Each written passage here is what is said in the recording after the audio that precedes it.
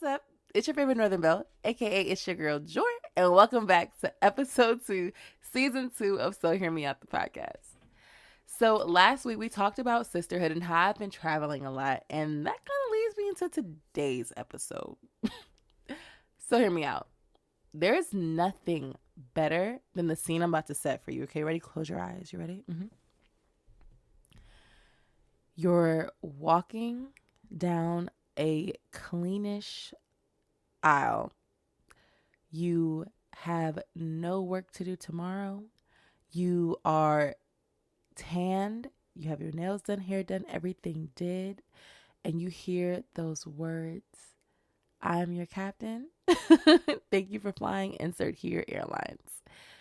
It's going to be about this long, however many minutes and hours flight.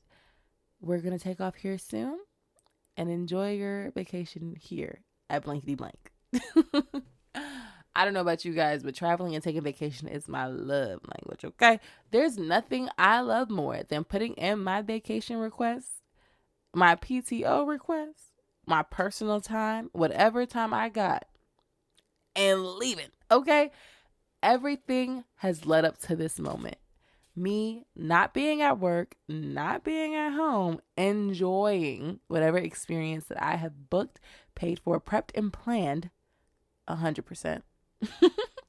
On this episode, I'm going to be telling you guys my top 5 vacation planning tricks and hacks and explaining the why you should be doing them. And if you're not, please, class is in session, children.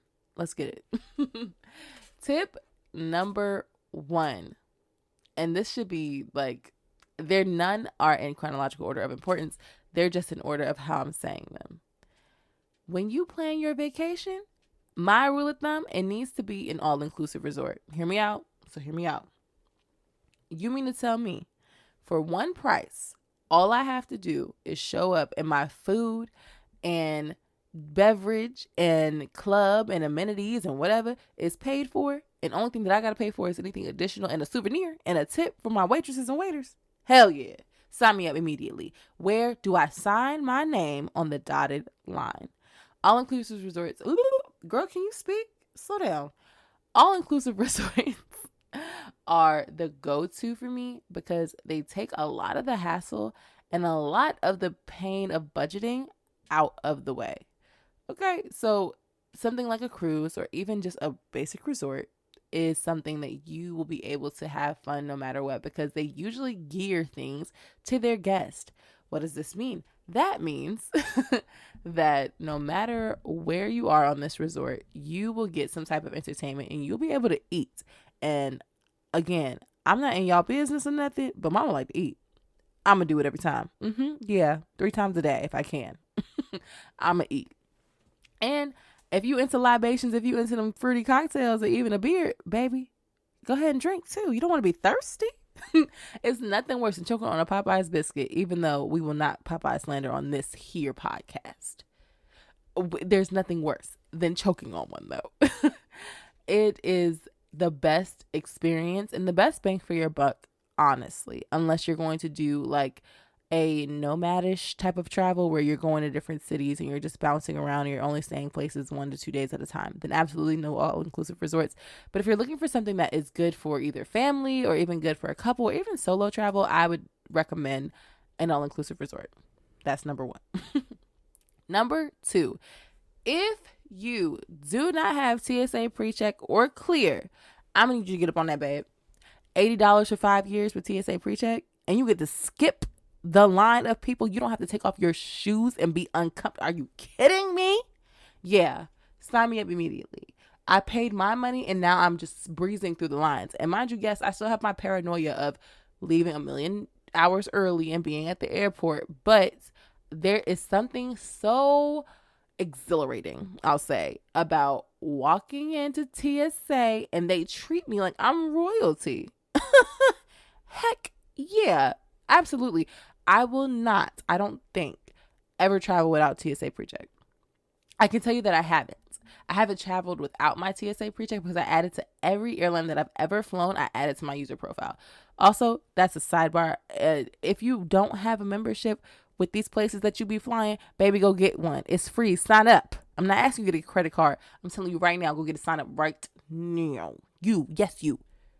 Pause this and log in to all your stuff, Delta, Spirit, whoever you fly, do all of it and sign up and put your TSA pre-check in there because you can get rewards for doing stuff like that, baby. Did you know that if you use your Delta stuff and you link your Starbucks, you can get extra points for Delta? Yeah, don't play with it. Put it on there. Anyway, back to the story. Use your TSA pre-check, use your clear, and I will say that when I went to Atlanta, instead of having an hour-long wait, I got right through TSA. So go ahead and get on through that line. You're welcome. Tip number 3, your carry-on is your lifeline. And I'm going to be very clear about this.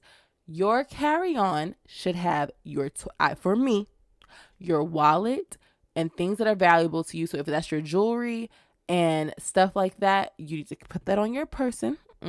Carry that with you because jewelry is not that heavy. Put it in that bag. And your toiletries. For me, I put my toiletries in my carry-on, and this is solely because I dislike very strongly the idea or the thought of my lotion bottles exploding in my suitcase. Now, granted, they are in like 2 Ziploc bags and they're taped on the nozzle so that it doesn't open up, but in my heart, I see it happening. Also, if you're going somewhere with a travel size stuff, you don't need to be buying a whole bunch you don't need to bring your family size bottle of lotion. You only need one for you. So unless you're traveling with your family, then that's an exception to the rule. Double line your stuff, tape the top, do all the procedures that you need to do to ensure that this is not going to happen to you. Worst case scenario, I know that it's not ideal, but like go to a Target or something that's nearby or a convenience store nearby and just get the lotion there. It's a lot simpler. But yes, your carry-on should have the things that are essential to you. And I wouldn't even knock bringing a pair of clothes in your carry-on too, just in case, because you don't want to be that person who's stranded for a night because your bags are a little delayed. These airlines don't care about you, babe. You need to make sure that you're at least covered for the night. So bring a pair of underwear, if at most, and some night clothes. That's what I'm saying. Tip number 4, pack the week before. This might sound crazy to some and elementary, my dear Watson, to others, but pack the week before. And before you even pack, I am a stickler for knowing what's going on. So if you're not a go with the flow type of vacation planner and you have an actual itinerary, plan your outfits out per event. It is something so small that will save you a boatload of time. It will save you some heartache. It will save you hella headache. I promise. I promise you, boo-boo, it will save you some headache. All you have to do is very simple, very simple. Listen to me.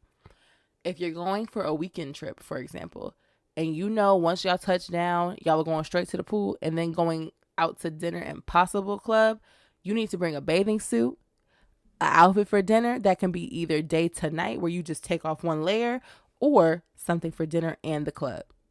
I prefer being multifunctional, but if you are, limited in time, limited in space, you will need to plan per day and then pack the week before. Here's why. When you pack the week before, it gives you enough time to see stuff and think, this is ugly, or I don't really need that, or I don't want that. This way, you're not bringing extra unnecessary stuff because all you have are your essentials. That's what I'm saying. That's what it's giving. Especially if you're like me and you love a challenge and you want to fit everything that you need into that carry-on and personal item. I would recommend doing that 100% of the time. I love that airlines do it where you can get either just your carry-on or a carry-on and a personal item for free. And I will abuse it every time. I'm going to use it because it's a free resource. That's like, using anything that comes for free. So 100%, please do that. And our last tip of the day. And our last and final tip, y'all. Leave work at work. This is a vacation. I need you to be the most present here, okay? I need you to be shooting for the award of the best vacationer ever, okay? Do not worry about the things that you have to go back home to do. Don't worry about what your boss could be emailing you. Don't bring that work phone with you. Don't bring that laptop with you. Most importantly, because they're going to charge you if you lose it.